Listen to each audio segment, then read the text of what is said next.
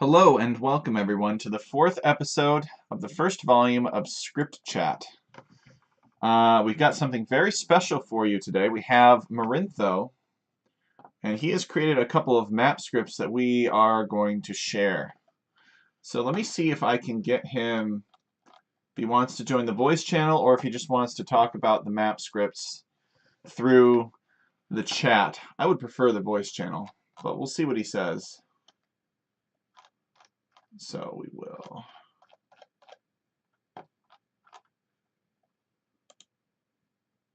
Join TV voice here.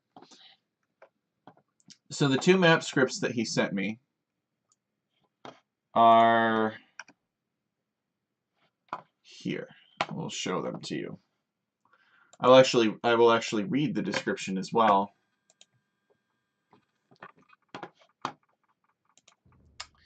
So we'll generate them in the editor first, so you guys can see.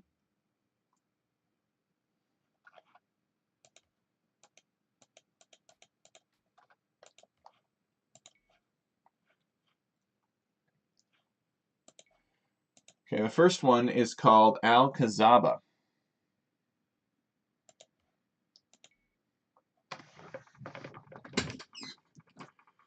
So here we go. The players start with fortified walls, and there are some neutral, unconvertible, I would assume, aqueducts in the back that protect a trade route to a neutral dock. You have that on both sides. So it's something like Marketplace, except you start with a market, if you will. So this is the first one, Al-Kazaba. And the other one that he shared with us is Water Castle.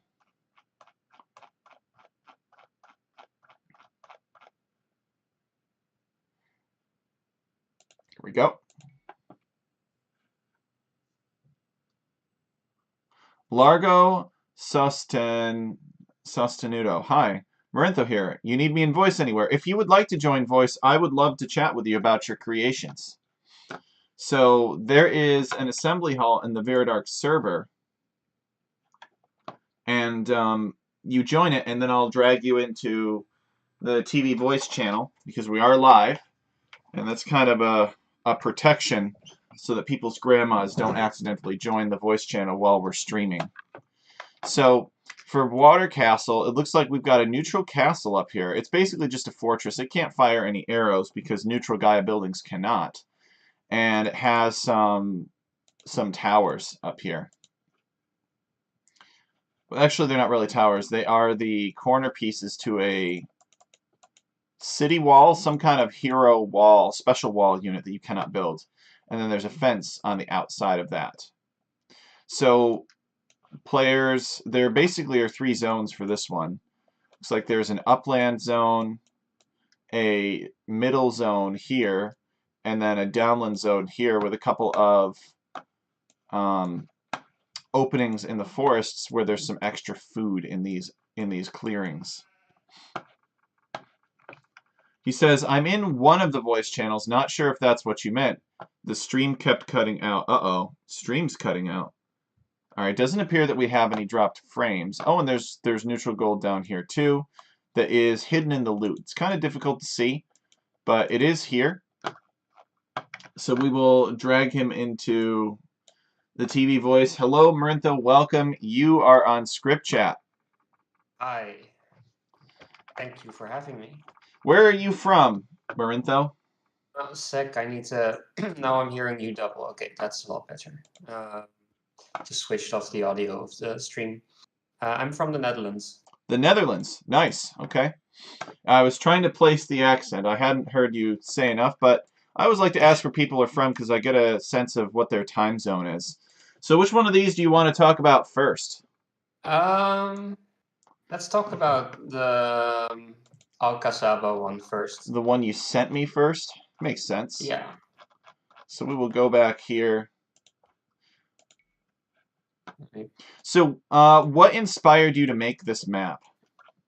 Wait, give me a second. I'll pull it up on my screen as well. So basically, what I'm trying to do is create some sort of a map pack where I feature different kinds of fortifications or based on historical kind of settings, fortifications around the world. And yeah, this is one of the ideas, and I'm trying to include every type of wall basically that there is in the game, just for fun. So that's why the aqueduct and not something that's a bit more standard. And so I'm trying to feature settings from or loosely based on settings around the world. That's the Nice. idea. Nice. So how many such maps have you created? I know that there was a clown tournament going on right now, although I'm not sure if any of your creations were featured in it. Yeah, so 2 maps of mine are in there. Well, 1.5, I should probably say. So one of them that's in there is called Zong, which is a yeah, sort of a somewhat arena style map, but with well, different distributions. It's based on roughly on Buddhist fortress monasteries in the Himalayas. So that's the idea. And there's Jungle Rumble. Maybe you've seen or heard these names. Then, if you knew about Valhalla, but Jungle Rumble is basically a sort of gold rush slash arena-ish kind of setting where players partly start inside a big forest and partly on the outside of it. So you have to fight for both spots, basically. No, I don't think I've heard of these maps, but maybe some of our viewers who are more familiar with the Valhalla tournament will be able to relate to them. I see. Okay, great. So, are there any questions that you might have about features that you wanted to add to this map? That either myself or anybody in chat can comment on and give some ideas. Is there Well, I anything that you think had to, compromise on that you thought, well, if I had the chance to go back and work on it again, this is what I would try to accomplish. Well, I think the first thing is that I'm not entirely sure if the way I've set up the actual like the docks really works. Like if you test it in single player right now, the docks actually start on fire. So that would be the number one thing. I Really? really don't understand right now. Really? The Um, docks start on fire? What's going yes. on with those docks? We could definitely take a look at that. And it's just a Um, cosmetic thing, right? I mean, do the docks actually start with less health too yeah, in that single like player? so I used what Zitness in the scripters Discord told me to use basically to make indestructible Gaia docks. These ones, Um, yeah. but I think I should have maybe added all the stuff he added about, or I think you also advised about setting the armor, etc. But I think that doesn't matter for why it would be on fire. Hmm. So I really, really don't understand why that's happening. That's Um, interesting. So it's the Gaia docks that are starting on fire, yeah, not the neutral one, not the not player-owned the player ones. owned. Those Okay. they're fine, but All the right. other Well, ones. that's that's a good start, I suppose. Yeah. It's What? probably a slightly unexpected thing to talk about here, but that was something that mystified me yesterday when I finally got the docks in the right place and with all those settings, and they turned out to be on fire. So Now, was it always like that, or were the docks no, like they never? not that I know, but Okay. I only noticed when I started testing in single player, I think, instead of just generating. Is it possible that uh, because right now armor and attacker are not working properly on custom maps for random map scripts. So if you I set the see. armor or attack of another unit, it'll just have the normal values, and that's actually messed up even some smaller tournaments lately that have Mm. some custom units in it. So I'm wondering if it could be related to Well, that bug right the now. only effect amount stuff I'm doing in the entire script at the moment is to make the shorefish be able to spawn in the center. So that shouldn't affect anything, right? I just made the shorefish terrain ID 0, which Oh, all didn't. right. Yeah, I guess you could do it that way. I try to mess with that terrain ID as little as possible. Usually the shorefish are beholden to some second object that has no terrain, or as a second object that See, has no terrain restrictions. what's Um, the advantage of that? the fact that I don't have to change their ID. Ah, Otherwise, okay, fair. they could spawn anywhere. Although I Yeah, could place them on a specific type of terrain. It's just yeah, that's basically what I did. yeah, But I guess it makes sense not to mess with stuff too much because before you know it, you have shorefish in your wood line. So maybe I don't know. So it looks like the players on this map have a single bore and they have the shorefish. So hey, Tech Juggler, welcome. So they got a single bore and they got the fish here, and there's no forests inside of the walls, which I think is a very interesting choice. Are the walls, well, first of all, let me ask you this question. Let me go back a little bit. Should I generate this or show this for more than 2 players? Did you set this up for nothing. more than 2? No, I haven't. It would not work. Okay. Um, do you have plans to do it for like more than 2 players? What is it about this that would make it not work for more than 2 players? Is it the fact that you've got some land up here that the town center is spawning on? Or what would happen if you did? And I haven't popped open the hood at all, but is this like a create player land sort of thing with random placement, Uh, or is this direct placement? this is direct placement, so I Oh, need to make extra positions for that. I was this just intended for team game maps because I don't really have that set up. okay. So is the concern for random placement that you want the players to be equally spaced from both sides, and you don't want one player to be further away from the aqueduct than the other, that it might be sensitive to that positioning? Yeah, it's two things. I'm planning to add more possible positions later because the point is that I didn't want them to be a different distance from either exactly the aqueducts, but I don't think that's the biggest issue, but mostly the wood lines on the sides. Since if one player is a lot closer to a very large safe wood line, that's a pretty huge advantage. Mm-hmm. So that's why, but I don't really like it because I want to have more variety in spawn locations with most of my maps. But then I'm also a bit of a stickler for fairness, so I often struggle Yeah, with that. absolutely. Tech Juggler asks, "What game is this?" Oh boy, I thought Tech Juggler was one of your fanboys, Marinto. Maybe he I'm found us afraid randomly not. instead.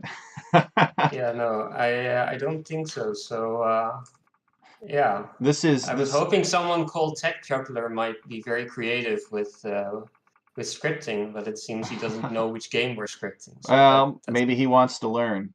So, yeah, Tech Juggler. This is Age of Empires 2 Definitive Edition, and it's part of the whole Age of Empires 2 franchise. There's a very successful Age of Empires 2 that was released on CD back in 1999, and it's attracted this cult following that we are like initiates, and maybe like senior initiates too, given how much time and effort we've invested in it. Maybe we're like maybe we've moved up in the cult to be the part that to get the role where you get to cut the guy's heart out or something instead of just standing in a line chanting. But anyway, have, so yeah, don't picture us as kind of like that analogy, but we're part of the Age of Empires community. We love this kind of stuff. And one of the things that people can do to add content to the game that requires like technical skill instead of just playing well.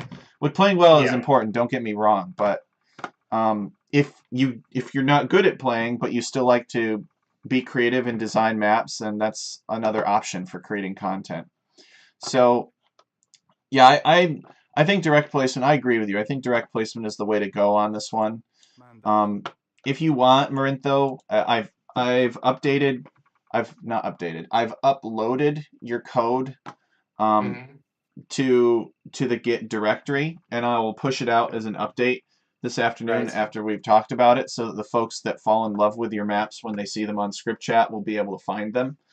Um, but what we could do is we could actually maybe collaborate, and if you want, we can set you up with the player placement program that I have. I think you may have seen it before.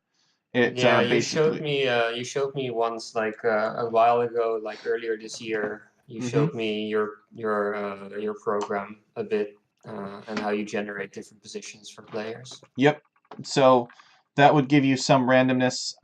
But what Yeah. we have to consider is what you would get out of it. Like if you had blue closer to this upper wood line, let's say, then in terms of fairness, you would have to have red closer to that upper wood line as well, or maybe the bottom wood line. Yeah, that's so basically, So I'm looking at, I would probably do what I did on a different map of mine, which I didn't mention just now, Benting, which is where I just specified like a dozen or 2 dozen positions that they can use that are fair, but still leads to very different generations of the map. But in this case, the map is quite static in a way, so the most you get out of it, I think, is just that gameplay and positioning won't be exactly the same all the time, which would be a bit boring, I think. yeah, I think you did the right thing. If the plan is truly to have the chief forests be outside. Now let me ask you another question. And I don't mean to put you on the spot right here. Oh, Tech Yeah, Juggler sure. says, I'm just kidding, I'm Doc Maggie. This is my other account specifically for my juggling videos. Oh, I see. All right. Well, I didn't know that you were a juggler, but congratulations. I can't juggle more than one ball at a time. On a good day, I might be able to juggle two. Okay, so Marintha, let me ask you another question Yeah. then. Okay, so Tech Juggler is actually a skilled random map scripter. He hmm started a couple of weeks ago. Perhaps you've seen his work. Also, I Doc saw some Maggie. posts of his in the Discord. Yeah. hmm the Mott and Bailey map that he's working on. Okay, Right. Yeah. so here's my big philosophical question. What the Sure. heck are these walls doing?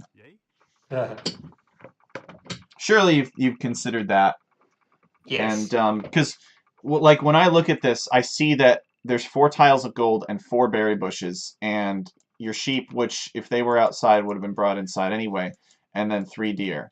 And then there's even a boar outside. So I'm looking at this, and even though they're fortified walls, my impression are that these walls don't do very much for the players. I'm sure that that was equally obvious to you, Yes. but I'd like you to sort of chat with the audience a little bit about what you're going for with these walls.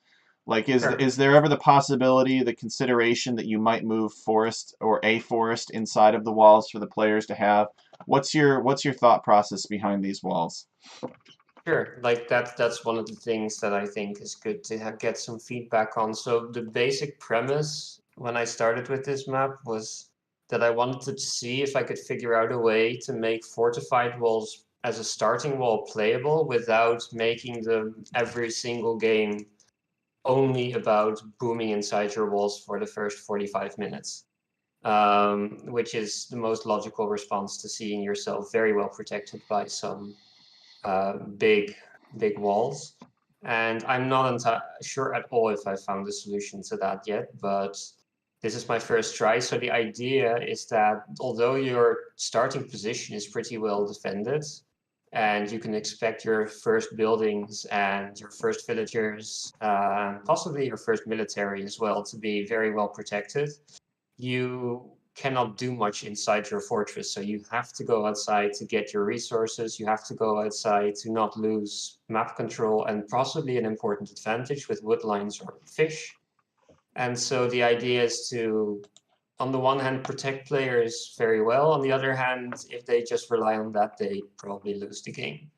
Um, that's the idea behind it. And I also hope to speed up the game a little bit or add a bit of spice by adding the waterways and so allow some trade, which should speed up players' income Yeah, a bit. I'll give a twist and see how they get creative with it. That's the idea.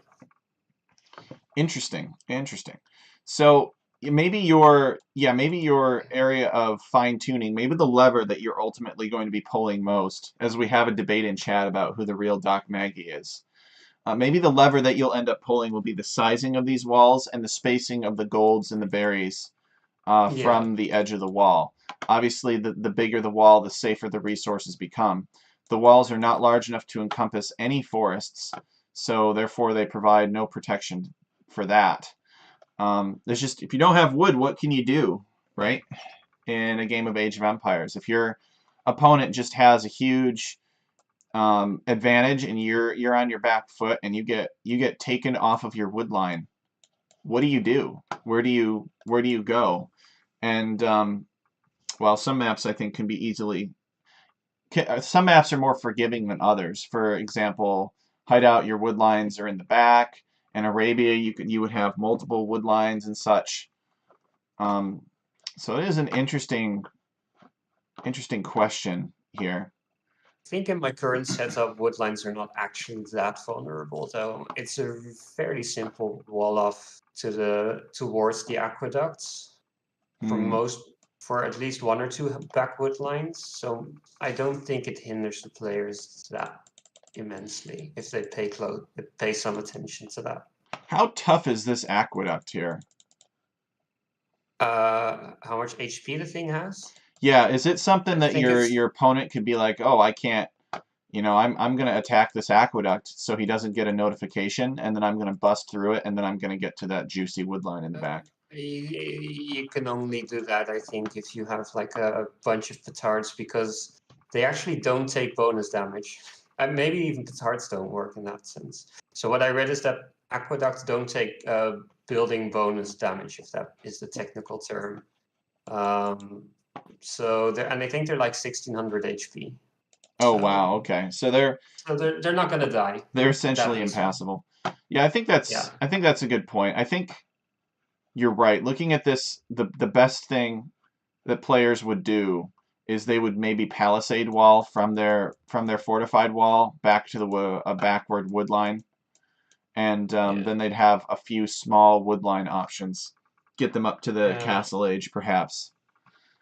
Yeah, exactly. It's just enough wood, I think, to get you going to start the game relatively occasionally, but not something you can just sort of expect to rely on very heavily either into the later game.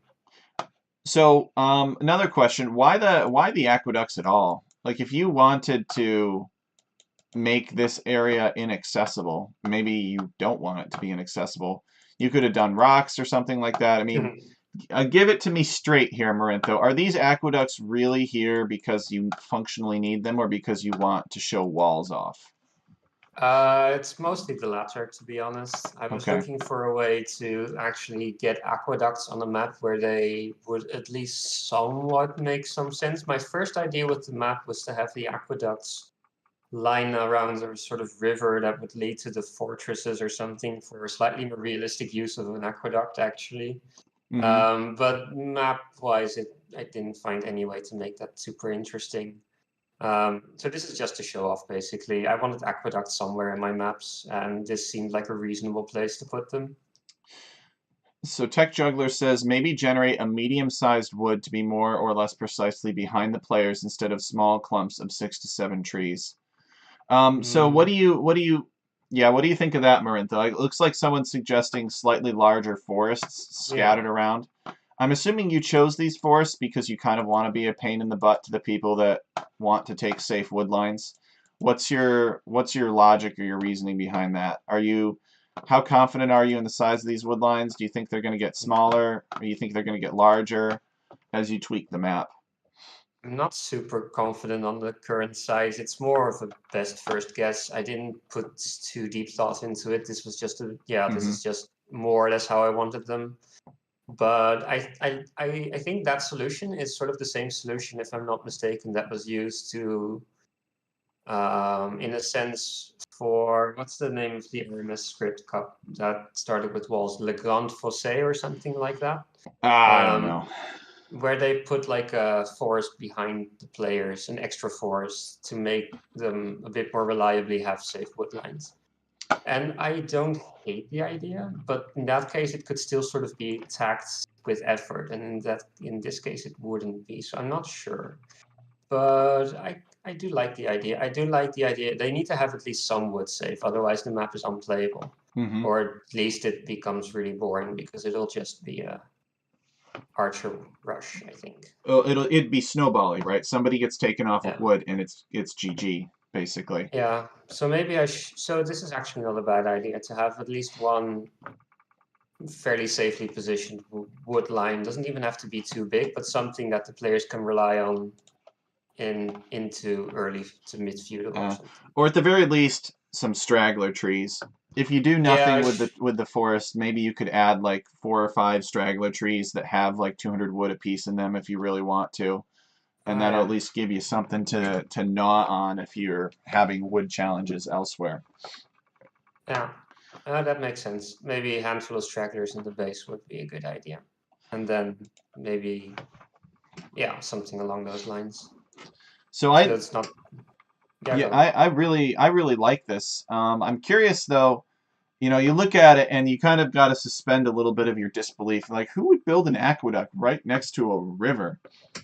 I'm Yeah. trying to think of whether or not there's any sort of like immersive or believable applications where somebody would use an aqueduct in Age of Empires 2. Like, you could put an aqueduct in a random map script, but I'm like trying to think who would do that? Like, what would the aqueduct do? Where would it go? Would there be actually any correspondence to real life water in AoE? That could be something that's a lot of fun.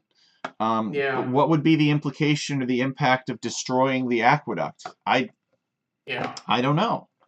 Um, I can. That was my first idea actually with the map to try and figure out something like that. I couldn't do it, but maybe someone else can. Like the idea was to make sort of riverish kind of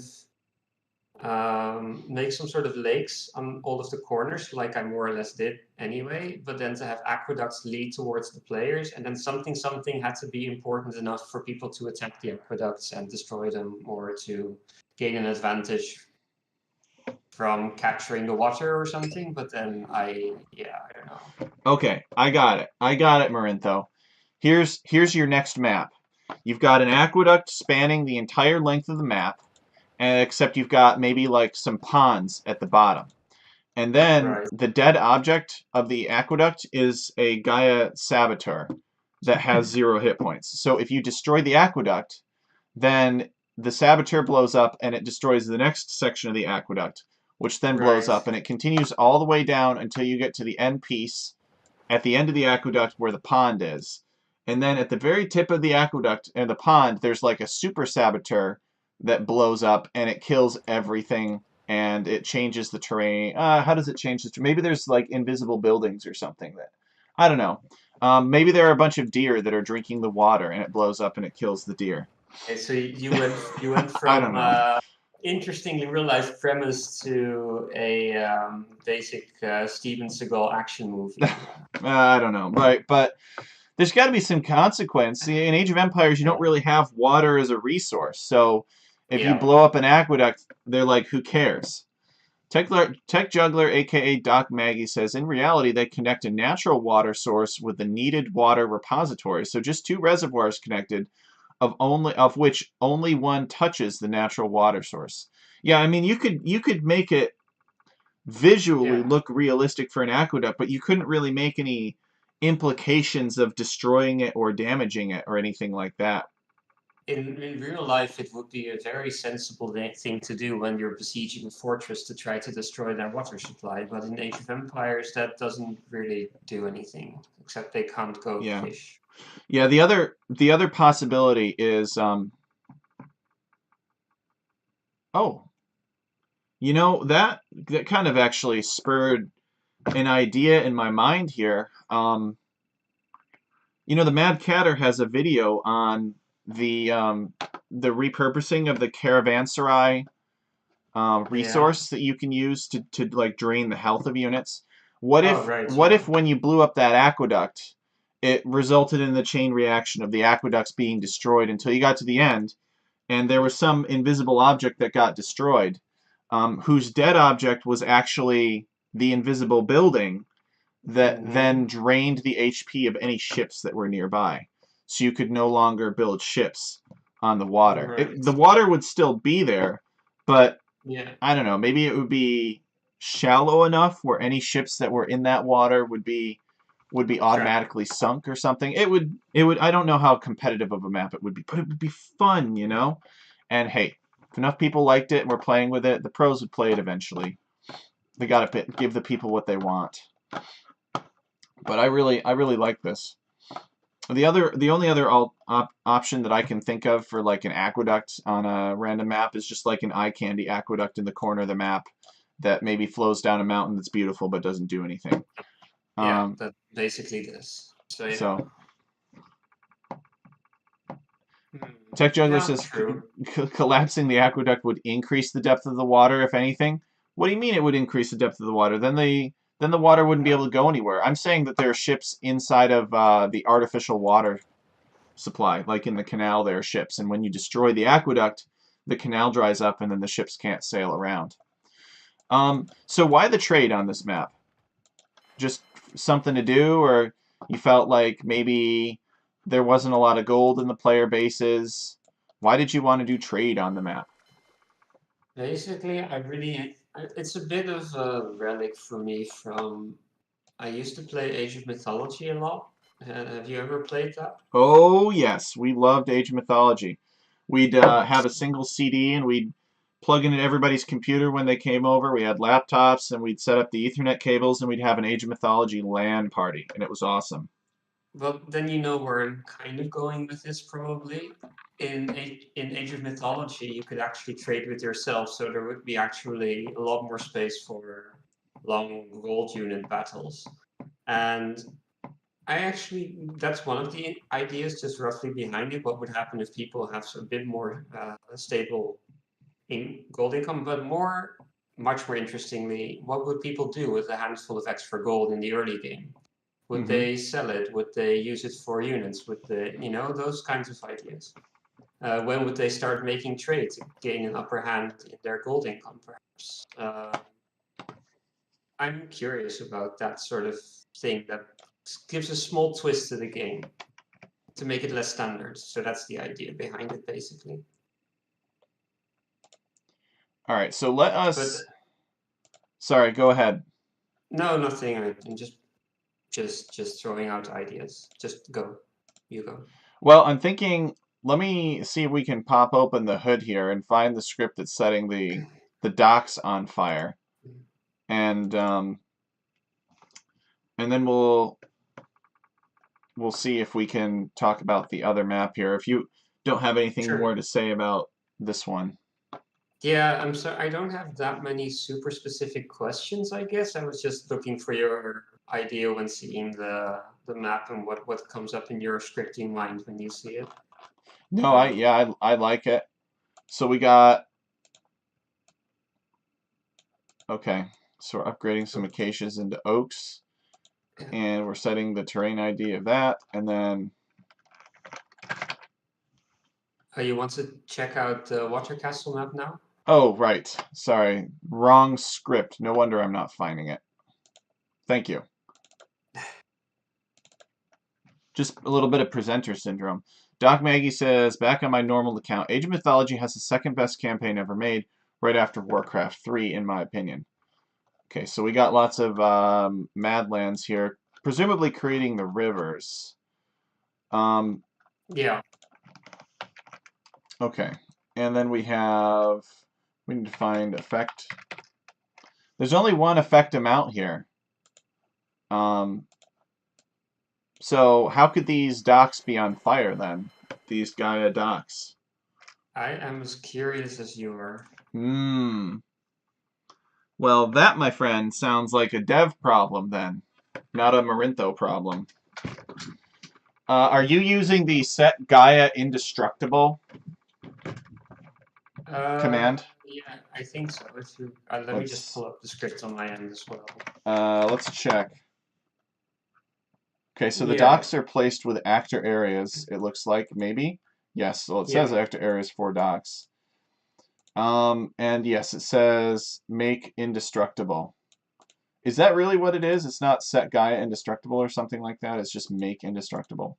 Apparently. Okay, all right. Well, I don't know. I've never used it before. I always use effect amount and such. Okay. Well, you just give it so much HP it could never be destroyed or something, or it's so much armor. Yeah, pretty much. So much HP and armor and regeneration rate, you just can't kill it. Oh, right. Yeah, exactly. That's what I've done. And I can send that to you if you want to tinker with it and try it out. Sure. If you want, I'll go and dig up what we did for Akil. But bear in mind that armor and attack, again, they don't really work right now.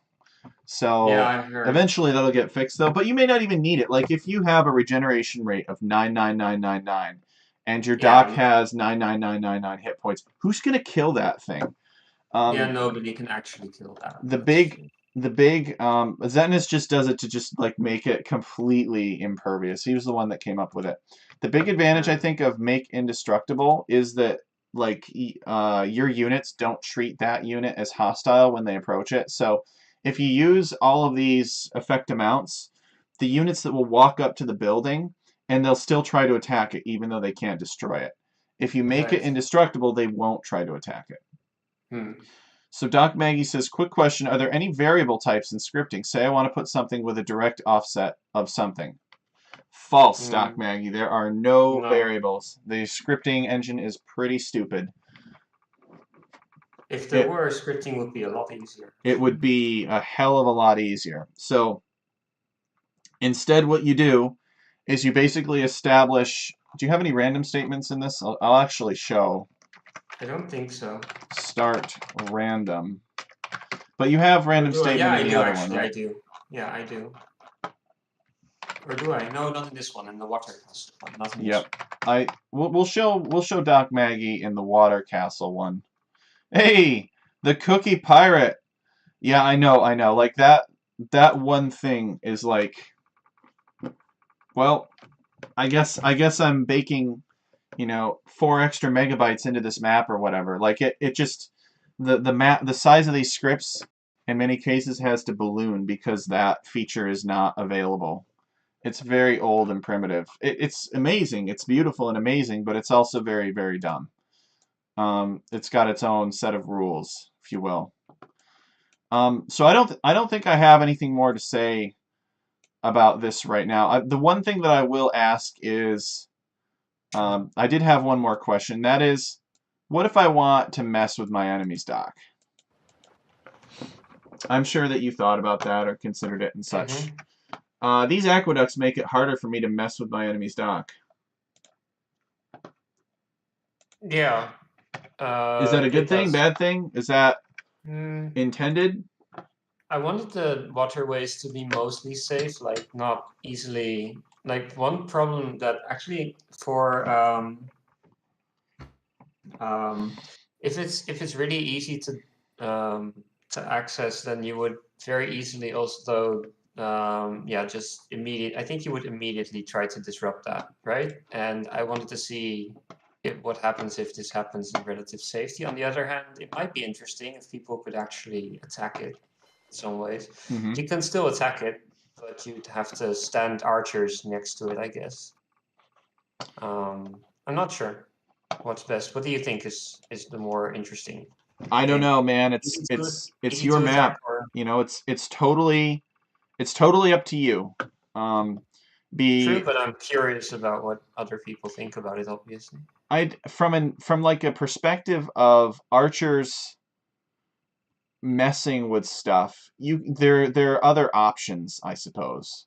Yeah. Right now, if you removed these walls, archers would still have the same efficacy against the trade carts or trade cogs because the walls are not affecting the ability of the archers to shoot at the trade carts unless you wanted them to. Actually, maybe you could do affect them out and you could actually change the z radius of these aqueducts so that Mm-hmm. archers, if they shoot over them, do little to no damage.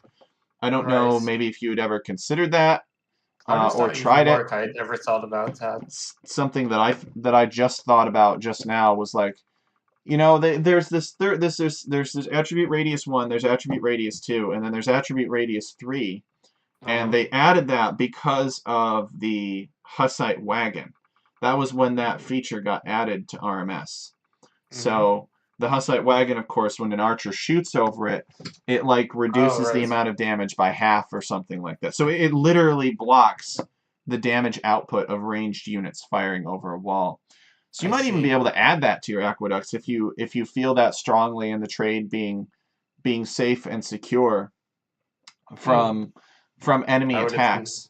interesting. I would have never thought of that. So Um, that's how the outside wagon thing works. I don't even necessarily 100% know that that would work in this situation, but this is like the one situation where I can think of maybe it's worth adding to a random map script for whatever reason. I don't know. Yeah. But maybe you want to try it. I'd be very interested to see what happens.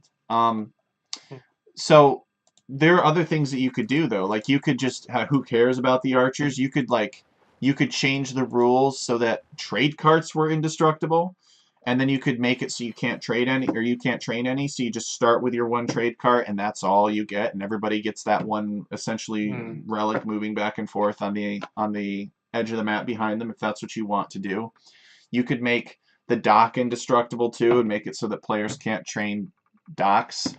Another option maybe is you could, instead of having the docks here, like in this corner in this sort of beachy area, maybe you could remove the aqueducts and then put the dock on the opposite beach, so that if somebody wanted to get to your dock or your trade cart easily, they'd have to transport across, or maybe build a dock of their own and then build ships and attack you. So it would be a much bigger investment.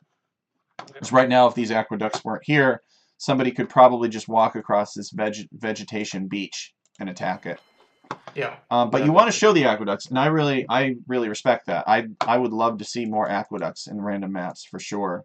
So these are all things that are totally up to you. Just some ideas. Let me spark some ideas in your head. Oh, good to have some ideas. It's something like I said, I had this idea, but there's so many options with it that it's good to get some new one, or like to get some options. I didn't really think it through that much. Well, for someone claiming to have not thought it through very much, I think it looks absolutely gorgeous. The resource balance looks good. One of the things that I really like about this map is that you've got decently large numbers of resource piles, which I'm a big fan of. I think that's a classic noob scripter mistake would be to make like some massive clump of like 15 gold tiles, right, and give each player one. Somebody gets pushed off their gold, now what? Yeah, exactly. So it's something that I've done a lot. Like I will set up my scripts so that it calls for way more gold than could ever possibly fit. And I control the amount with that temp min distance group placement. Right. That's the strategy here, or for me anyway. Maybe you've done the same, or maybe you've set an exact amount. I don't know. No, I think I did something. I do something relatively similar here. Just chug down a number of golds, but probably there could be like at least 10 more golds according to the number of objects or number of groups that I set. Sorry, go ahead. I just am reading chat's brilliant ideas. What's Kawasong with an aqueduct connecting the two ponds? Yeah, did you see that? That's inspirational right there. That looks like a lot of fun. So, yes, it would also push all the gameplay around the sides, I would guess. So that's interesting because the ponds actually become also much more important because they become a way to get around an obstacle that prevents you from attacking your opponent. Huh. It's interesting. As you know, I'm a big sucker for finding a way to introduce walls into maps, so I like this thought. Yeah, I think you'd have to... There's no way to get around the fact that the aqueduct acts like a wall. So you would have to put the players on the inside of the aqueduct, and it would bring them closer together, almost maybe more of like a Socotra start in a sense. And maybe if the player were desperate enough or were getting pushed back, they could attack the neutral aqueduct in the back to find an escape. So as a reference, Kawasan, just so folks know what we're talking about, I'll show it on screen here. But you've got this couple of lakes here, and it looks like there's the number of lakes is equal to the number of players. So if you put an aqueduct between these two, all right. So if you put an aqueduct between these two lakes, then the players maybe would start closer together. I'm not really sure how that would work. You don't want to set up a map with this massive boundary that makes it so that players just wall to the edge of the map and then boom until Imperial Age and push into each other with pike and siege, because although that's easier for slow people like me to do, it's not as entertaining to watch. Um, are you familiar, Tech Chariot, with the map Z-Wall by any chance? Zawal. I don't think so. It's very close to what you just described, but it was also in the Valhalla tournament, and it actually led to a lot of very creative games, which are not all none almost none of them were boom pipe, but they were just a pike siege. They were very much like fast castle, fast game kind of plays. Mm-hmm. But and just throwing it out there. That map is like if you don't have the Valhalla mod, you probably don't have it in your list, but I should um, I should get it. Yeah. it's anyway. So JC is asking, is there any possibility of having waterfalls as aesthetic features? The thing about waterfalls that are Yeah. placed by random map scripts is that they are always in the same orientation. So there's no way to tell the waterfall to adopt an orientation that's convenient for the aesthetics and the visuals of wherever you happen to have the water set up. People have done it before. I've done it before. So for example, on Otisco, we have waterfalls. We have waterfalls between the two bodies of water. There's a dam between the lake and the river here. And this is on a tiny map size, so there's only one of them. And this palisade gate has its HP set to 0. That's basically just there to sort of guarantee the orientation of the rocks to make sure that the rocks aren't blocking. But you would not believe how much work it took just to get this waterfall to be set up properly, and have the rocks spaced properly and such. But yes, it's actually it's a big frustration, I think, when you're making maps, especially when you're thinking of aesthetics and visuals, the fact that you can't control orientation, at least not without a bunch of trickery, which is but the good news is that even though you can't control orientation, you know that the orientation is going to be the same when it's placed. So at the very least, you can control where your water is, like I've done with Otisco here. And exactly. And you can still get something that looks decent. It does. It looks really like really good actually this way. So probably the closest you can get in this game to a realistic waterfall. Yeah, that's not placed in the scenario editor. Yeah. So anyway, well, this is not about my creations, but this is just to answer your question. Okay, so we ended up talking about this map more than I was expecting. I think it was a good conversation. Give Marintho some ideas. We got chat involved. Hopefully we get the chance to play test something before we're out of time for today for ScriptChat. If nobody has anything more to say or ask about this particular map, we'll move on to the next one here. And yeah, I would say with regards to these docks being on fire, Marintho, I think that's just a Gaia a set indestructible bug probably. Possibly, you may consider using effect amount to boost the hit points and regeneration rate of Gaia docks specifically, and then you will probably how do you do regeneration again? Is that just a set attribute is that just one of the, or does it involve a lot of other trickery? I actually will just literally just show it to you right now. Because why it's not? attribute regenerate rate. Okay. Yes. Okay. But so what kind of value do you set for that? A very high amount. Let me check. Is it? Yeah. Imagine map scripting in Age of Mythology, says Doc Mag. I think that they have it, actually. But it's done very differently. I think it's done with some kind of excess, actually, external subroutine. It's a lot more intelligent than Age of Empires. That's all that I know.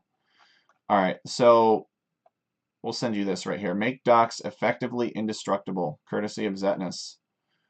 But the first two Gaia set attributes are going to be the most relevant to you: hit points, and regeneration rate. So we'll send that on over, and you can play with that.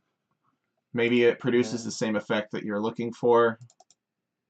As long as the things don't die, I'm good with whatever solution works for that. I mean, even if you gave them 10,000 hit points, I think by the time your opponent is able to destroy them, that's a huge investment. Yeah. If your opponent can spare the resources to destroy 10,000 a 10,000 HP object in the corner of the map that's giving you, what, 40 gold every 2 minutes or something like that. Yeah, they probably are winning They've anyway. probably already won. But anyway, so yeah, you could experiment with that. Let's talk about your next creation. Sure. So we've got, where are we here? Water Castle. I got to do another purge. All these maps in my list here. So I got to say right off the bat, the thing that I love about this map, Cookie Pirate says AOM was my first Age game, is the fact that these town centers start in different locations, and you can't predict where they're going to start. They could start in the middle here. As you just saw, sometimes they were in this upper section, or they could start in the upper section again, or they could start down here, closer to the forest. So tell me about this map, Marintho. What was your inspiration for making it? Basically, in this case, so basically I'm still pretty new with the scripting stuff. So I with every map I decided I want to learn some sort of aspect of it or test it out how it works. And here I wanted to see what happens if you mess around with random, like the start random, end random kind of thing. Like make it depend, make what happens in the map depend on some sort of randomness in a way. And I had this, and on the other hand, I had this idea of, I guess I wanted to see what happens when you kind of combine different types of maps into one and just see what happens, because the bottom was supposed to be, but that's one thing I have a question about. I really don't understand how connections work still. So not that well. So I'm using connections to create a vaguely Black Foresty kind of thing. And then the middle is somewhat regular, and then the top is more Acropolis Gold Rushy. So that's sort of a combination of stuff. But the bottom was supposed to be a bit like Black Forest connections, but I don't truly understand how it works still. Yeah, I don't think anybody really understands connections very well. They're just one of those mysterious forces in Age of Empires that sometimes work, sometimes don't. Looks like the folks are loving the content though, Marintho. They're enjoying the discussion and what you've come up with. Cookie Pirate is saying he's not sure how well it's received because it could require radically different gameplay based on the start. It's like Mega Random to a lesser extent. So he's talking about these different player starting locations. Yeah. He says, "Do I think it's cool? Yes, but I do think it would be a good option to be in a competitive map in a tourney or something that's debatable.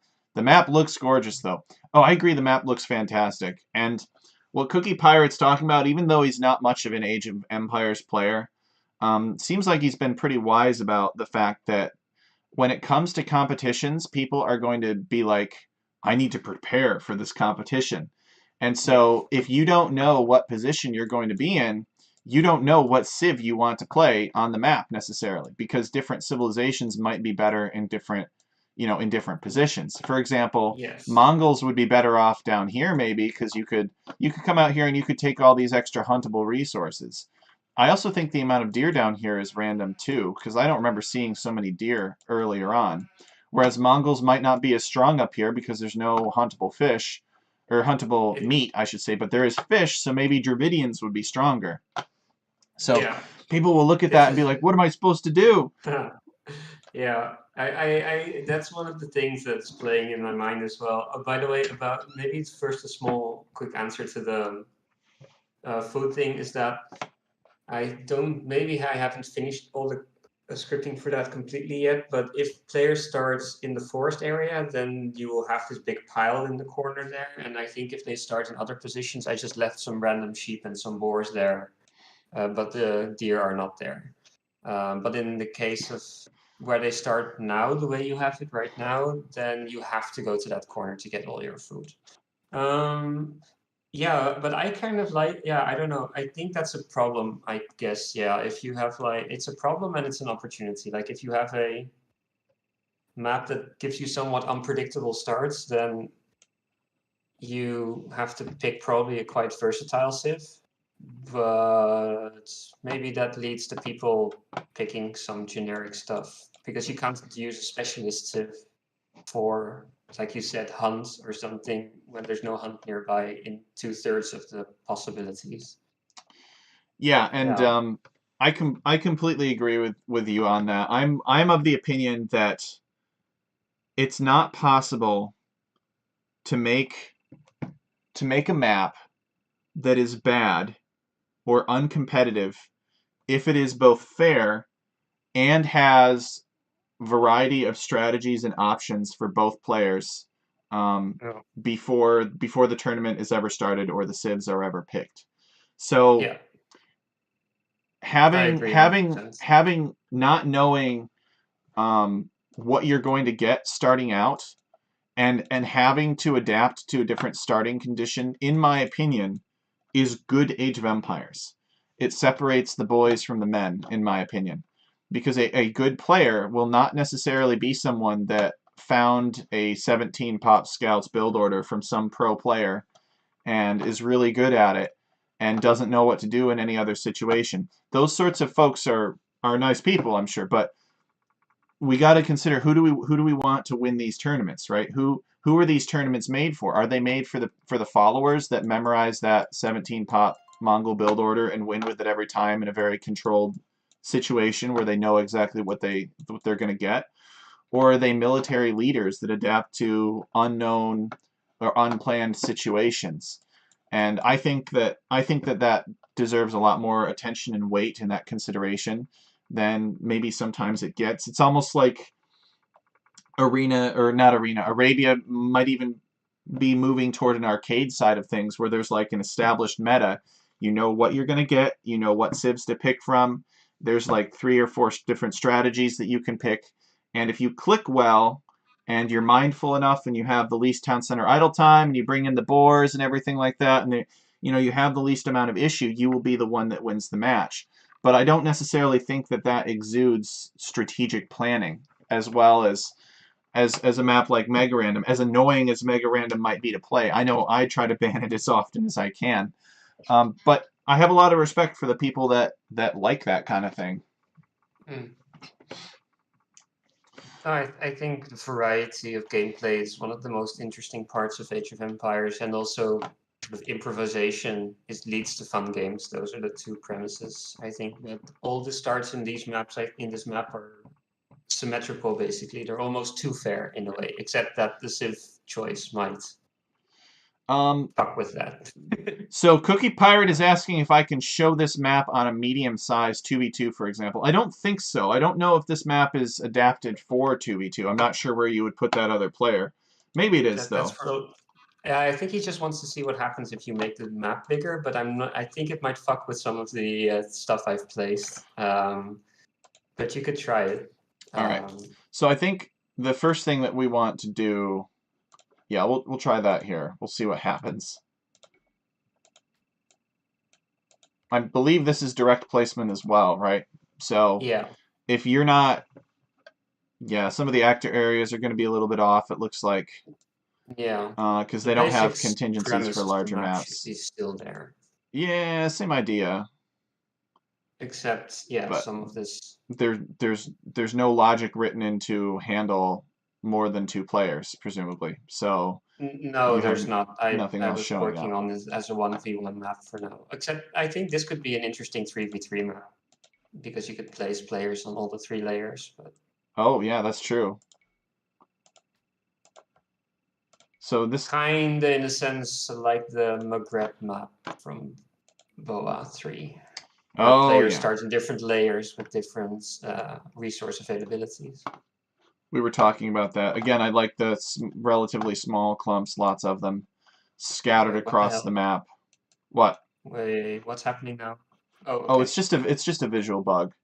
If we change the Okay. map size and then change it back, it should go Uh, away. yeah, now all the now There we go. what the hell is that? It looks like there's beach everywhere or something. So you've mangrove shallows or different shallow types over the mud, presumably to make it look wetter and muddier, like a muddy forest Yeah, area. yeah, kind of. I used to have, maybe I still have it. Yeah, I still have it, I think, but I used to have some more of the like bogland kind of thing in there. Yeah. Bogland, mud, that kind of stuff makes it a bit more swampy. So to answer Doc Maggie's questions of random statement, so Yeah, you do the start random, and you have percent chance statements underneath it. And the percent chance statements are associated with a set of numbers that ultimately add to 100. And they define the distinct probabilities that either John Slow, Dark Noob, or Lizard conditions will happen. And then you can have logical statements that say, if it's this type of map, do this. Otherwise, if it's this type of map, do this instead. So although you cannot create variables, what you could do, for example, is you could say if it's a tiny map, set the number equal to this. If it's a different type of map, set the number equal to something else. And that's basically what Marintho is doing here. So you can't have variables that change and adapt and are dependent on other variables. You can't have, y equal 3x, for example, but you can pre-compute all of that and write that in as different contingencies for every possible value of x. You generate a new value of y that corresponds to it. So I'm not going to rummage through this too much.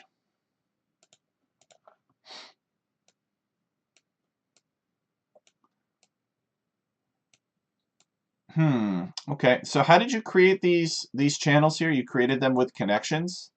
yeah, but they're acting a bit weirdly, or at least they didn't act at all how I expected them to. But it kind of looked okay, so I went with it. But yeah, I made basically at the bottom of the map, I made 2 player assigned lands, the small ones in the corners, and then the slightly larger ones at the edge of the wood, and I told them to connect to each other. Oh, okay. And this is apparently the path that they chose, but I have no idea why. So these two are player lands, and these two are also player lands. Yeah, which is a And pain in the ass for the whole rest of the map, by the way. you don't want this channel here? I kind of do, but actually what I wanted originally was to have have a bunch more, I guess, land, like a few, like ideally I would have had like one bigger player land on each side of the forest and then have like 3 different connections going from it, if you know what I mean. Like 3 different connections connecting to the other side through different paths. But that I don't know how to do that. So And this is the closest I could get. not 3 paths between this player land here and this player land here? Yeah, just have them like it's hard to point out stuff like this, but just I wanted it to be a bit more of an organic Black Forest style connections, right? And now there's sort of very straight paths between places. That's what I meant. I am not much of a connections guy. I don't know many people that are. Connections are very, very weird. Essentially go in and replace terrain that you have with something else. On Black Forest, it works. I'm wondering if it has something to do with like the terrain cost of something, and if it's like small enough, it just zigzags. But honestly, there's like no way to narrow it down. You move it in one direction and it seems to be working and doing what you like, and then you move it in another direction, and then you move it far enough and it doesn't do what you want anymore, so you move it in the other direction and it doesn't work either. So it's just Okay.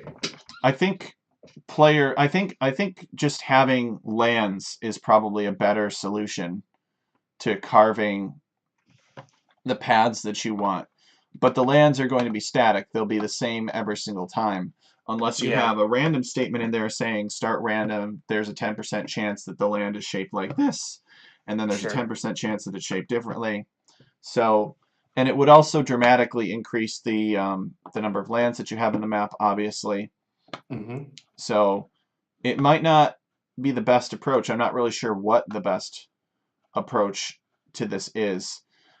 Something that you Yeah. might be able to do, maybe, I don't know. Did you consider maybe increasing the land percent of these directly placed lands here and then specify them as different zones? So when they grow, they kind of grow like a big blob or amorphous mass behind them, and then you can have these animals behind them. And then maybe even you could put terrains that avoid, yeah, maybe that's what you have to do. Hmm. So, did you consider making these player lands down here in the south have a large land percent but avoidance to other zones so that they No. can't they can't grow into this center area, which you could specify as its own land? Interesting. I haven't thought about that at all. Is it if it's feasible for you to show me how that would work? Um, Or is that a lot of work? let me see if I can think of a map that I've done that on recently. So if we were to, yeah, I think we can show this off here. So let me give you an example. We'll do something very, very basic. So we'll close this and we'll just like set up, I don't know. Maybe we'll do like new, and then we'll do text document, and then we'll do like water castle PL growth as an example .rms,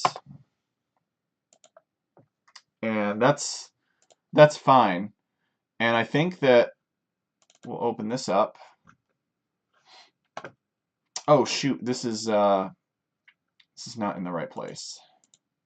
Oh man, I got so many different spots now. Okay, so we'll take that and we will come over here.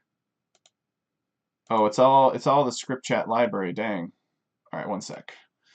We got to make sure that we get this to the right area. So let me, okay, here we go.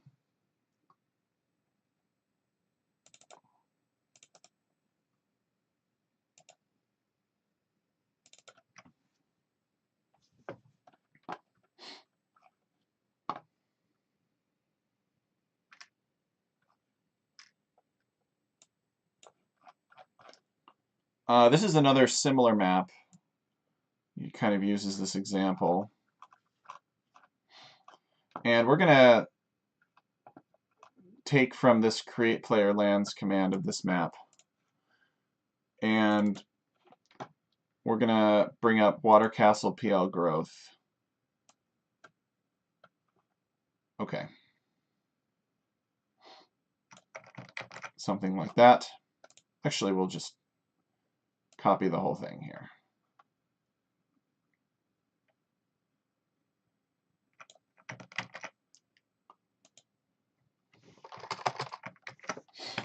So we're going to have base terrain be, let's say, forest. And we're going to get rid of the land auto scribe here. And you could have, we're going to get rid of this low resources contingency. And you could scale it, like if you want to do different map sizes, you could scale it with certain parameters with that. We're going to comment this out for now, and I will show you. So circle radius and base size 12. Okay, so we got all that there. Terrain type is going to be grass, and base terrain is going to be grass. We'll actually make this like grass 3. Or actually, we'll make it dirt so it's more easily visible. All right, and we'll give you a very, very rough idea of maybe how a hideout map works.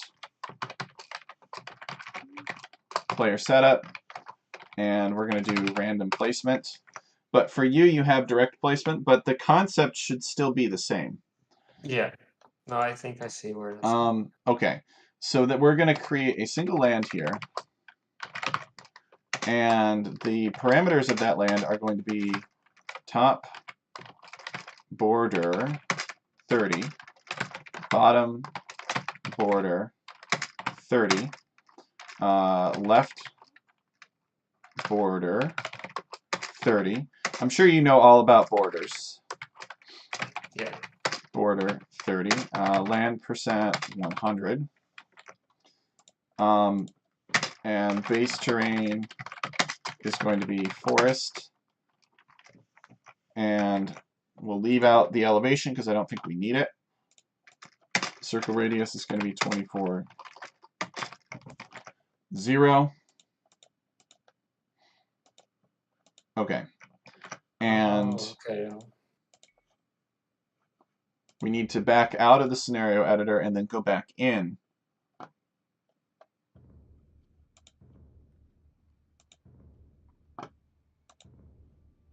In order for it to find this new map that we're working on.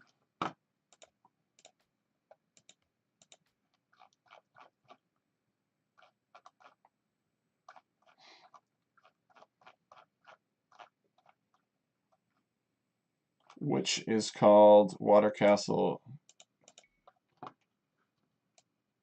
All right, so here we go.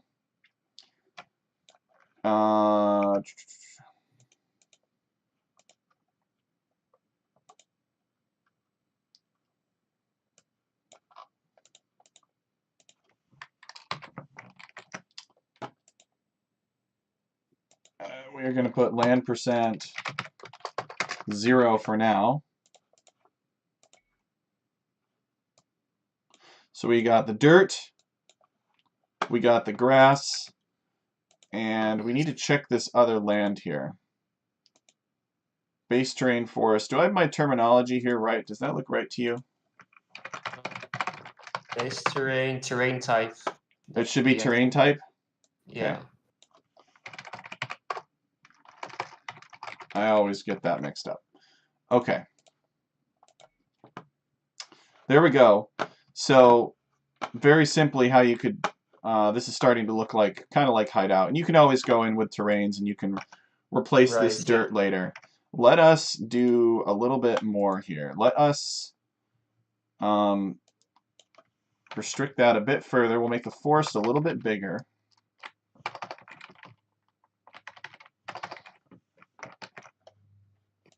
And then we'll give ourselves land percent later. We'll give ourselves land percent. Let's make the forest a little bit larger here.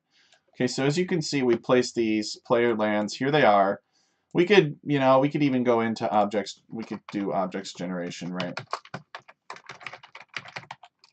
Objects generation. We could have create object, town center, and we could do set place for every player and find closest. If land percent is less than 100, the remainder would be water, yes? Not quite. Okay, so as you can see, we've got the player, the town center is now spawning here. Doc Maggie says, hideout is an expression with which you can greet the Lord. It might take you a few seconds to figure out the joke, though. All right. Yeah. So now we can give ourselves like a land percent of, let's say, 100 here. Let's say that this dirt tries to occupy 100%. Now, why isn't this dirt intersecting here? What's going on with that? And the reason for that is because it's trying, exactly, it's avoiding the other zones. If you don't specify a zone in the land creation, then these are considered separate zones. Right. So is that automatic? Like every land gets its own zone unless you specify differently? In create player lands, it does. If you're creating lands, I don't think they do. Yeah. Okay. So if we wanted to, just trying to think, if we wanted to restrict this gap further, let's say. I mean, 100 is maybe too much. Back to like 10%. And as you can see, it kind of will grow in any direction. Oh, we need to have behavior version 1 here just because it's better. And maybe we set the land percent to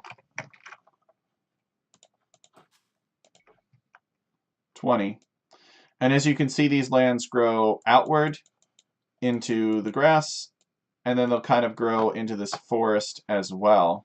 Mm-hmm. We could set up a different set of lands with borders. Like if we wanted to, we could, in fact, we might as well just kind of do it now. Let's see here.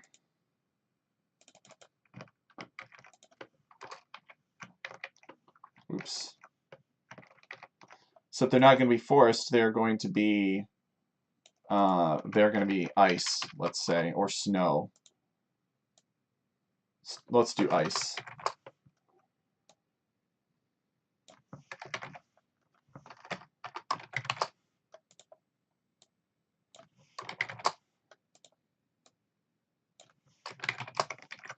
And we'll set maybe the borders are at 10% now. Right.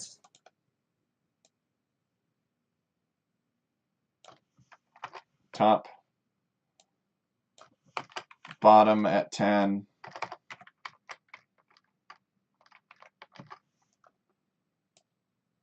Left at 10.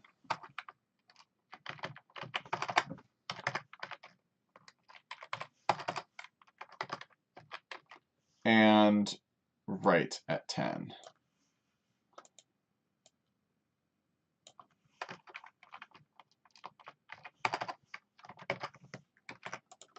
Okay. So then we'll create these. Oh, whoops, I went in the wrong direction. Needs to be 90. Need to be avoiding each of these borders by 90%. There we go.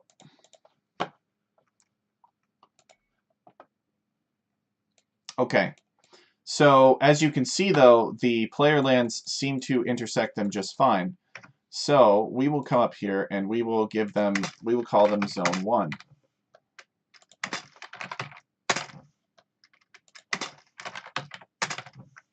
And now the player lands should not want to go anywhere near these things. So you can see the player lands are restricted. We could even pull this back a little bit. So for example, we could have them avoid by 80% instead.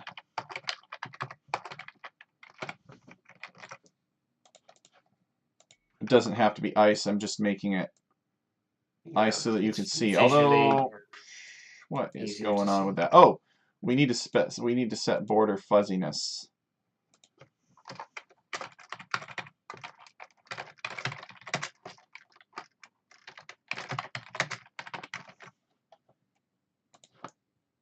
Keep the seed.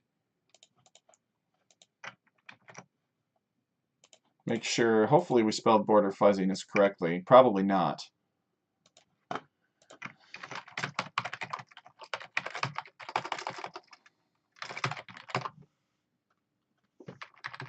I bet it's 2 Z's, isn't it? Yes. 2 Z's, 1 N. Yeah, I think so. I always get that mixed up. So I think 100 makes it fully respect the borders, perhaps? Yeah. Maybe not. Does? Yeah. Resulting in perfectly straight. But this is still, I bet it's the fact that it kind of overlaps a little bit. Maybe we're kind of in too close.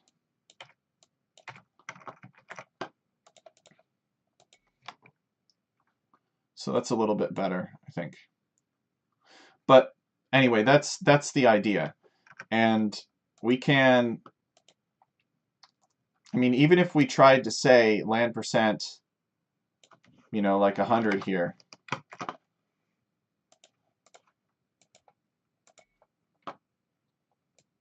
they would still avoid each other by the required distance, although it looks like this one is still struggling a little bit.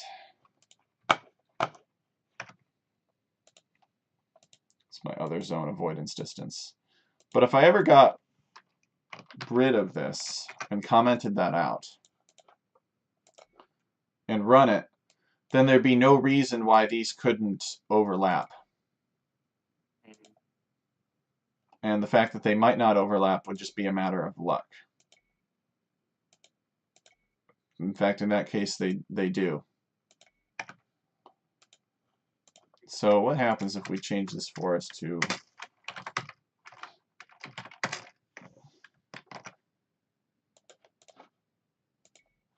zone 1, then something weird happens.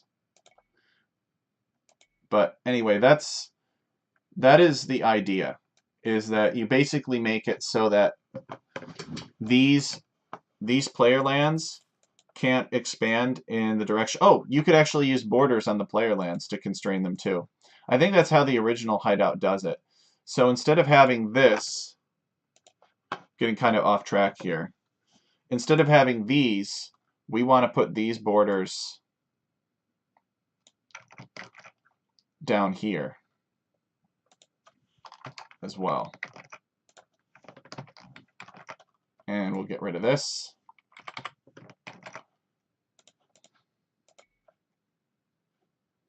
Okay, there you go.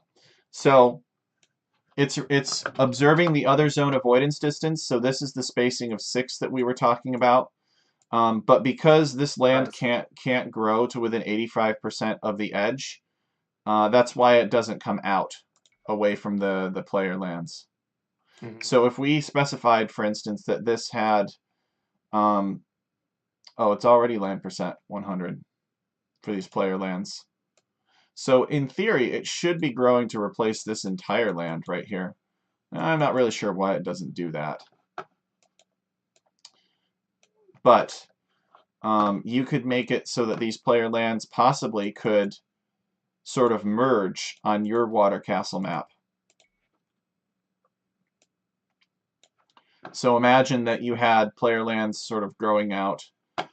But the land growth is kind of unpredictable. That's why it's better to have large numbers of small lands here to here. Because if you do it on a map scale, like on a scale like this, you can't really control which direction it will grow in.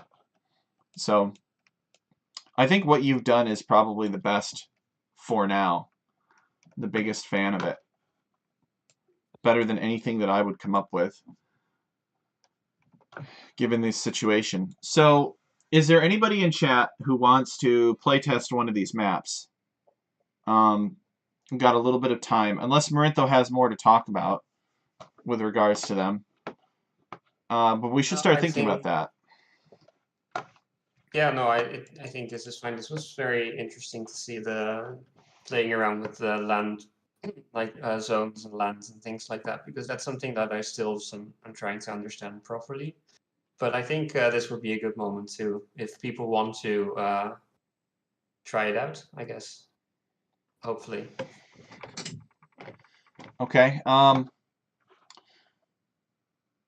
Yeah, and I'm not an expert with all the zones and everything like that. Zetnus is really the guy that is going to know about that exactly, because he's good at using the random map scripting engine the way that it was designed or intended to use, maybe even stepping slightly about it, slightly outside of its original intent. My whole thing is I love to make lots of little lands and use them to either get very specific features that I'm looking for or to like shape the organic growth of other lands. Like I will very often make lands that restrict the growth of other lands, so they have to kind of go in a specific shape that I want to go in. That's how, for instance, I did Cryptsona, which is the Greek hideout. I'll show you here, actually.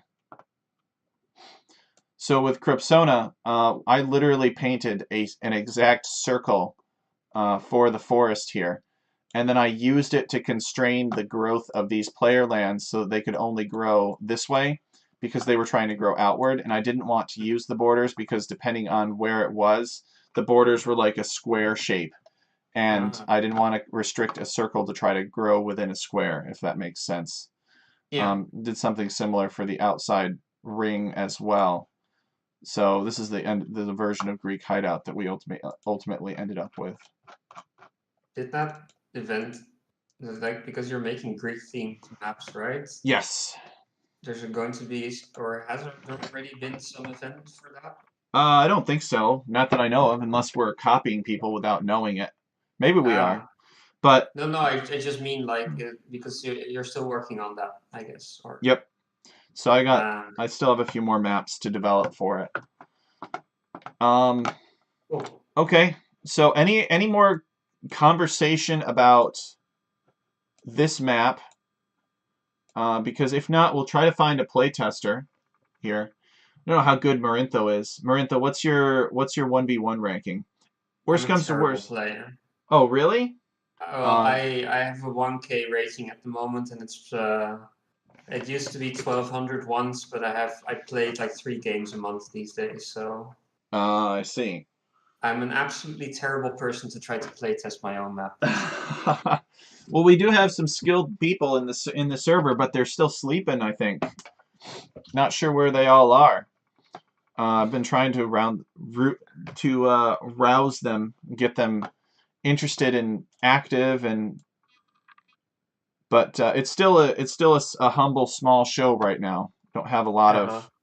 We're just getting started. We don't have a lot of folks that are aware of it, but we keep doing it every Sunday, and hopefully we'll get Yeah, a exactly. lot of people interested and involved in it. It's not necessarily supposed to be just all about what I make. I can feature some of my works if it's ever slow, but the goal is to have dignified and talented scripters on my show to show off their works. Yeah, they are an evening crowd, JC. They're mostly US. If it's So, US evening, so yeah, then we're talking midnight Europe, which yeah, is yeah, they'll be around at like 9 o'clock, 8 or 9 o'clock p.m. tonight, my time, which right. for Yeah. Marintho is going to be like the middle of the night. So Yeah, basically. It's he's not going to be around. 8:30 here now, But so hey, yeah. it's a Sunday, so I maintain that this is a reasonable time. I think it Works is for everybody. for almost every time, like for Europe and for the US, there should be a reasonable time zone on a Sunday, but it's maybe not for the specific crowd that you've gathered in your Discord. So Doc Maggie says it's almost nap time in Croatia. Ah, I I guess thought Croatia every must. time was nap time in Croatia. I'm just joking. Um, yeah, Doc Maggie is from Croatia, Cookie Ah, Pirate. Um, but yeah, I really like this. How many HP do these fences have? they only have one, I think. Oh, really? They're aesthetic only. They're more of a nuisance than an actual thing. They can be destroyed very easily. You just take them basically. Okay. But you do have to deal with your scouts, obviously, Okay. because your villagers will not be able to. If you want, I can send you some of the parameters that were selected for fences for the King of Ireland tournament. There is a map called Glendalough, which has some fenced-in herdable animals in the center, and you would Right. go to that area and you could attack the wall with your scout to try to bust the sheep and the cows out, Yeah. and you'd get like 5 extra sheep. I can't remember exactly how many HP that we set, but it has to do with like the value of the information that you could have been garnering in the time that it took to destroy the wall. But in this Mm-hmm. case, like even if you destroy these walls, you can't herd the gold back to your town center. So No. it's definitely less of an issue. Yeah, you don't really need to. It's basically a sort of a goal. I still need to spread out the goals a little bit more naturally, I think, but it's a bit more widely, I mean. But otherwise, it's Oh, just intended as a yeah. And the originally like this part, the bottom is supposed to be sort of an encampment in the end. Like I still need to put some stuff there, but I had this conception of like this is like a bandit camp from robbers in the woods, and they've mm, gathered gold and the players can capture that or something, just as an aesthetic or a storytelling kind of thing. that's fun. I always like a good map that tells a story. Some people don't like it. I think it's fun. Put some yurts up, put some campfires out, put some outlaws in Exactly. there. It's good Yeah, just stuff. some random shit there. Just something that doesn't interfere with the gameplay too much, but gives something of a story, like you said, to the map. I mean, even if it does, the big rule of thumb is that I think what the needle that you have to thread is if you want to add neutral Gaia unconvertible hostile objects like that, they need to be strong enough to the point where they don't get overrun easily by the players and they're just, they're not even respected or worth it. Hmm. And but they can't be so strong that the players never go for them. And Yeah. generally what happens is the stronger that these neutral Gaia objects are, the longer it takes players to be in the position to kill them and Right. get whatever benefit or resource that those neutral Gaia objects were guarding. So if the map, let's say the map is open, let's say the map is like Serengeti or something like that, and you've got like freaking 30 monks with all the upgrades inside of fortified walls with guarding 16 relics. Well, then Mm. that's a poor map design, right? Because the game Yeah. is going to be over before those monks ever become relevant. Yeah, But if you exactly. have a map like Michi, and you've got those 30 fully upgraded monks with fortified walls guarding 16 relics in the center of the map, and maybe the players cut to it. I'm not saying Michi is the most competitive map, but what I'm saying is that the difficulty of that obstacle, that neutral hostile Gaia obstacle, is appropriately scaled with the expected amount of time that a match on average on that map should take. Yeah. So No. Yeah, I think I get what you mean. Yeah. that's what you'll have to balance. Is you'll basically have to decide how long is the average game on my map going to be, figure that out, and then say, okay, at this point in time, or maybe 3/4 to 2/3 of how long it takes to close this game out, how strong are players going to be, and what are they going to be able to handle? Because the biggest criticism that the neutral Gaia stuff has is that players will just ignore it and just go for each other first. I think that's what actually happens most of the time if objects are even something of a obstacle to something. They'll probably think, well, can I just ignore this and win the game differently? Because if you invest any resources into that, your opponent is investing that into a couple more archers and kills you in your base. So Exactly. You're yeah, spending resources fighting something that isn't trying to kill you, yeah. and your opponent isn't. Doc Maggie says, Tech Cherry, I don't know if anyone ever told you that, but you have a radio voice quality. I really appreciate that, Doc Maggie. I beg to differ, but some people would agree with you. Okay, what else about this map? I It's like still this. it's a much better compliment than someone telling you you have a face for radio, which is a common joke in my country. But Oh, that sounds like a backhanded compliment. yeah, that's no, Basically saying it's just because it's whose just intended face as you an don't see insult. people's faces on the radio. You only hear their Exactly. voices. That's why we have that as an insult. Um, I like the stone in the center of the map, though. I think stone is important to be able to get to regardless of where you are. So I appreciate that. You've got the loot in the fortress. Um, Let me ask you one more thing. Do you think that people will make ships on this map? It's a very interesting question, and I'm not sure, but I think probably yes if they start at the top. I think no in every other position. I think if they start at the top, they would probably do it because there's still a. It's I mean it's shore fish, but it's still fish, and it would give you Mm-hmm. control over the goals as well. Well, So I would, yeah, yeah, the dock is like a second town center, right? Um, yeah. So think I think yes if you are starting the sort of Acropolis area. I think the rule of thumb that I've heard tossed around is it's worth it if there are four fishes. That's what they say. If there are four Yeah. fish piles, four regular shore fish at least, then players will Hmm. build a dock so that they can be essentially making a second town center. And I think Right. that the players start far enough apart to where maybe if you're a little bit late to feudal because you're building a fishing eco, it's not as big of a deal. Yeah, So I that think so. I think that part of the map has the biggest chance that there will be boating. Yeah, I agree with that. Although it's set up so that players could just, it appears, just walk straight across. You might consider something other than sandy white beaches though up here. It doesn't. I don't know how great of a fit that is for this map, but I think like a gravel beach or a wet rock beach could Mm. be really good looking up here. And I'm sure that you Yeah, could set that up very easily. it's a Um, good point. I find this new command of like how you choose your beach terrain is very unintuitive because you don't actually, right? It's uh, oh, how does it work? I don't even know about that. Maybe there's something like that. I'm sure that there is if you're mentioning it, but I've never used it. I Yeah. always just place the beach terrain and then I use terrains to layer over it. Sorry, how do you mean? You place the beach terrain and then oh, and then you put like you make what essentially is now the water for me. You would make that beach and then replace Yep. part of it with water and replace the leftover beach with something else then. Yeah, so the castle is simply aesthetic. I don't, it's a neutral Gaia unconvertible castle, so it can't shoot arrows. It's just there because the Lord is old and feeble.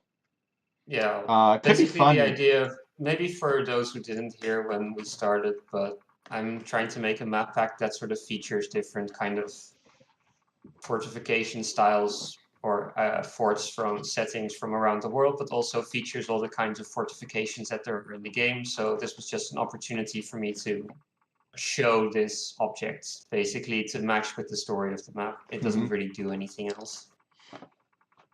So do It, you, I'm assuming that you place this as a land in this section of the map first, I think if so. that's Let me right. pull up the script. And then you probably layer a certain number of tiles away. You layer this grass terrain, or Yeah, let me just. you would probably place maybe a shallows or something like that. But what you could do instead is you could place the gravel beach and then layer the shallows on top of that, and then Yeah. layer more gravel beach on top of that, and then layer the grass on top of that gravel beach. Yes. So I see the construction that you're doing. I think I always find that a bit tricky to like decide the order of which to place all these terrains. I guess your order makes more sense. That way you can control your beach terrain. yeah, you get the hang of it. It's not too bad. Um, so have you ever thought about putting something inside of this castle, something just to be annoying, to be a prick? Maybe you could put like some indestructible friar tucks in here that convert your villagers when you go to mine the gold. That would be pretty funny. Yeah. I'm sorry, it's probably a bad idea. I just love messing with the players like that. I think I think the problem with this is with that like okay that's obviously a bit of a troll idea, but I always dislike the fact that whenever even the fact that I have like these sort of like neutral objects and these probably the slightly weird looking golds on the bottom, which I you know put under another object, is already too much for a lot of players, even if everything else about the map isn't all that extraordinary. Yeah, I use the object loot and then I put like a gold on no, like I put loot on top of the golds, I think. Yep, Just to make it look like that yep. for the The lulz. the bandits stole so much gold you cannot possibly carry it all away at once. You have to stand there and break it into pieces and then Yeah. slowly collect it. Which makes sense. So you're not But you don't play as the bandit then. You do not play as the bandits. You play as who in this random map script? actually my idea is that I guess I had it before and maybe I accidentally replaced it later. I want those players when they start at the bottom to actually start with a bandit unit rather than a regular scout. Hmm. So I would just use that unit, and I think it's a bit too high HP for Dark Age units, so I would have to nerf it a bit, but that's the basic idea. So that the idea is sort of like, again, silly storytelling, but the bottom would be like bandits invading the lands, and the other layers would be like different kinds of, I don't know, I guess people's opportunists trying to invade this poor old feeble lord's land. So Doc Sort of the Maggie idea. says, imagine being able to play as Gaia and just walking around and harassing as the third human player. Well, Oh, actually, Doc Maggie, that is not as far-fetched as you might suggest. I showed Otisco earlier. let me show again real quick.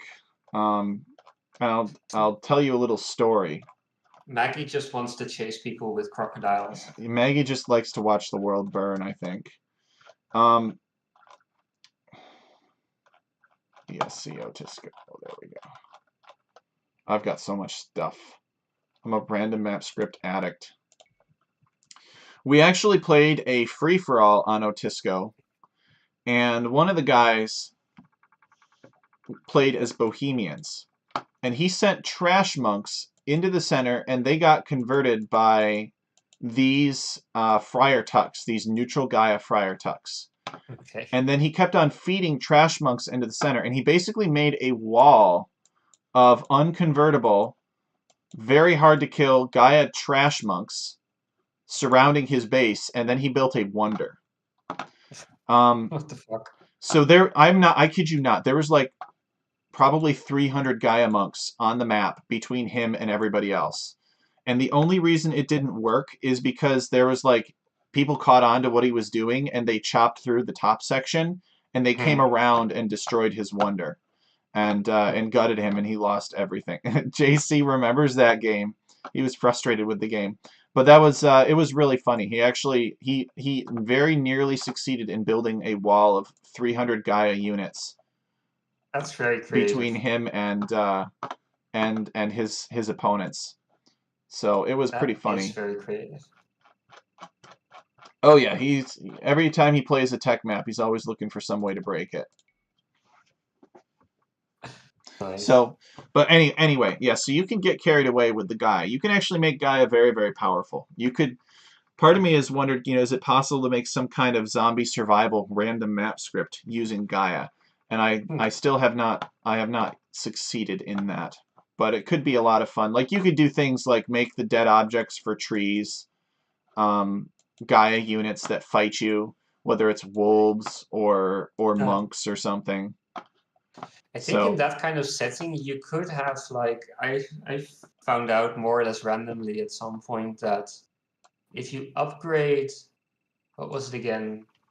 I think it was upgrade a wolf to a priest. It will act like it would be a Gaia priest that actually deals damage from range. So you could have this sort of Sith Lord or zombie Dracula priest dealing damage from a distance automatically to players. And it'll chase you too, right? It'll actually follow you around the map like a wolf would. But it'll probably ignore scout units, and it'll get killed in a single hit by Magyars. Basically, yes, there would be a lot of issues with this. But if you wanted to create sort of a zombie army or some sort of vibe like that, you could use this. So anyway, yeah, lots of fun community type ideas.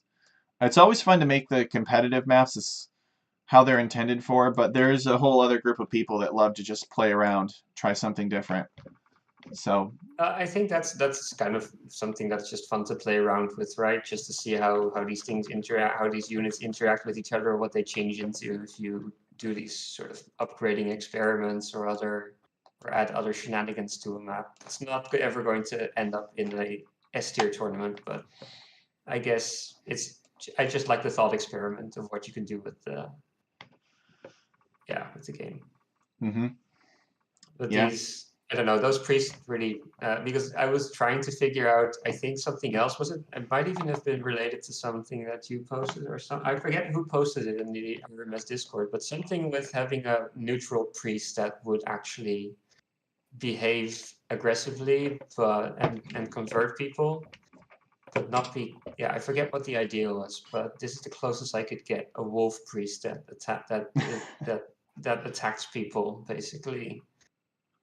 I thought it was because I thought I had it working perfectly, and then I realized it wasn't actually converting but damaging the unit, and I was like, oh shit.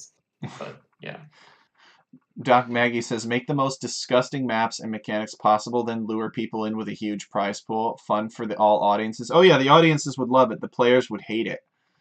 There's so much whining that happens behind the scenes, you guys. I mean, I've only seen small glimpses of it, and I can already tell you that they really care about players. They really care about players' feelings. They should. They make it possible. and the players did hold up. They did keep the community alive between this release of the CD and the HD edition. Yeah, for sure. So a But lot of it's respect to really, be yeah, had. But is there opportunity to innovate and try new things still? I think absolutely. Just gotta make sure yeah. it's all transparent. But yeah, I think most players just generally speaking, like most top players, generally speaking, prefer to stay somewhat within the usual boundaries, if you like. Hmm. The RMS Cup from this summer was already too much for quite a few of them, but it had a big prize pool and an opportunity to go to Red Bull. So of course, it still attracted all the top players, or nearly all the top players. Yeah, but you got to see them like mess up and make mistakes and do different because the maps were very foreign. It was Yeah, very exactly. very But I creative like maps. But that's a good that. thing. That's a good thing. Yeah, that's Because partly why I. that's part Uh, of entertainment, right? Being able to go in to a show and not be able to predict who the bad guy is in the first 5 minutes is a good thing, right? You don't want to be watching some TV show and be like, yeah, that's Sauron right there. I know I met him in the first episode, but I know that guy is totally the big bad. Like you don't want that sort of thing to be obvious.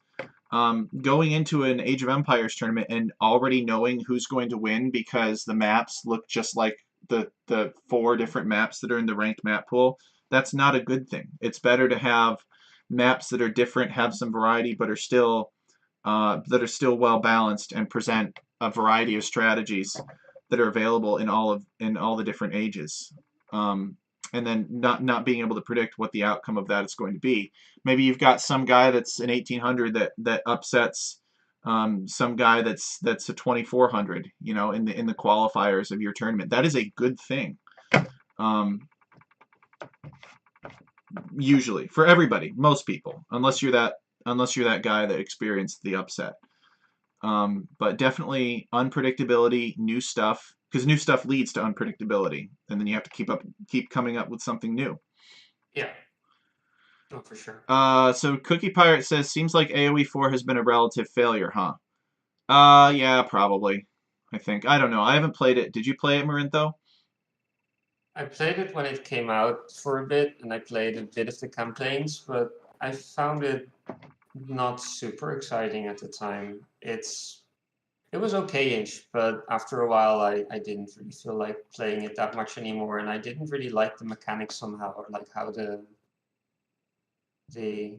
how the game played. I don't know. It felt very unintuitive. But maybe that's also because I've played so much Age of Empires 2, which is very similar to it, that it was hard not to think of Age of Empires 4 as sort of a, yeah, I don't know, I mean, not as interesting version of it or something. I don't know. a lot of us were saying, you have a medieval real-time strategy game that works. That's very popular. Why are you trying to reinvent the wheel, right? Why are you trying to make another game that does the same thing? Yeah, JC says it looked like AoE 3 with the medieval reskin. Yeah, I agree with that. A lot of people that worked hard on it for makes some sure. sense. I think it's not necessarily a bad game. It's just not as exciting because I really like a game that's very similar to it and more refined, I think, or just more interesting. Hmm. But I don't hate it. It's okay. But I just don't feel like playing it anymore after trying it for some times. There was more potential there, a lot more potential with that, with having a fourth AoE game. Like a lot. Okay. It's hard to think of which time period they'd have to set it in, though, in that case, because they've covered almost everything up to the 1800s. So, and having another game that's set in the 19th to 20th century would not be that exciting either. It would Uh, be the other thing too is that the more ancient history is, the more people can talk about it like they're removed from it. yeah, As it could be harder for someone from some war-torn country to appreciate a campaign made about their history. Yeah, whereas a match between the Assyrians and Sumerians is relatively far in the past by now. Yeah, no one cares. Nobody remembers or knows that they're related to those people. Nobody lost anybody in that conflict. So it's a lot easier to make computer and video games about things that happened a very, very long time ago. Yeah. Um, all right. Well, Marintho, we're running out of time here. I'm sorry that we never got a playtest on either of the maps. I'll see It's fine. if I can get the guys to test them out with me at some point. We might even do it next week. I don't know. It depends.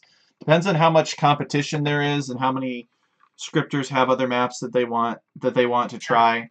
Everybody's still asleep, I think. So I we guess might try so. this out throughout the week too. I might just do a stream where I title it "Catching Up on Playtesting" from ScriptChat or something like Ah, that, yeah. and do some 1v1s against the viewers on them when they're conscious.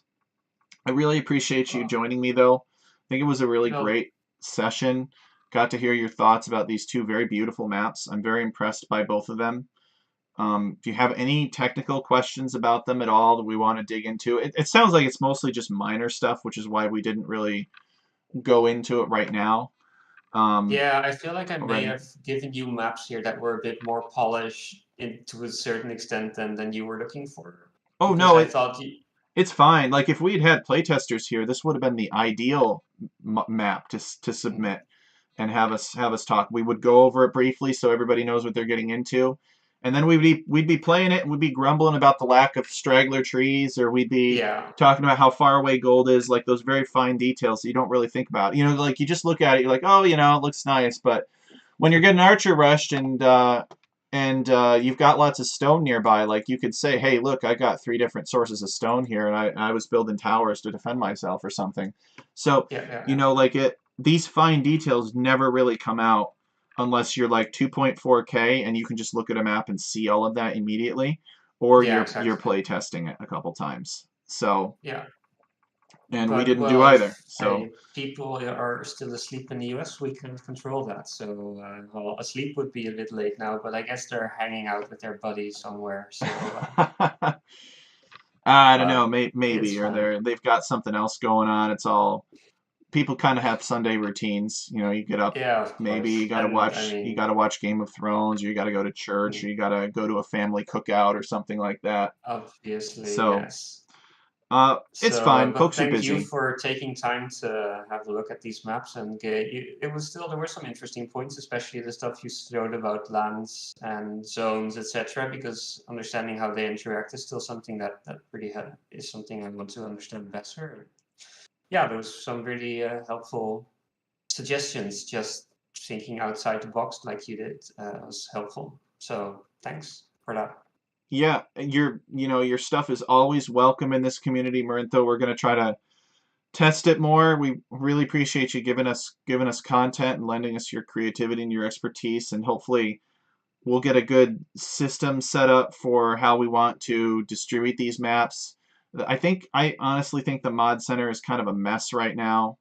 I can't upload any mods. It's been months since I've been able to upload mods. We'll Mm, see if we can get something to where, you know, if somebody sees something on this show that they like, that they want to try out, we want people to be able to try that out, right? We don't want yeah, to just show it and be like, well, sorry, you can't actually ever play it. Or you have to go try to look up this guy, or you have to go into the John Slow server and hunt this guy down to get access to his maps. So we're going to try to streamline that process. But for now, it's just a couple scripters that are involved in this, and so sure. it's not too big or too hard to manage. So Oh, but it's a good initiative, and having some place where people can show their scripts and get maybe some people interested and get them to have a way for them to play. It's a good initiative to have. So yeah, I like it. all right. Very good. Everybody say a big thanks to Marintho for joining us on Script Chat. I'll end the session here. If you're interested in any of these maps that you've seen, let me know, and we will hook you up with the Marintho's latest work. We've got some good stuff, and hopefully we'll have some exciting scripts to review next week as well. So big thanks to Marintho for joining me and spending 2 hours talking about 2 maps with me. If you guys can believe that, No worries, and thank you again for making time to look at those. So Yep. thanks. All right. Yep. Well, see you guys later. See ya. Have a good day.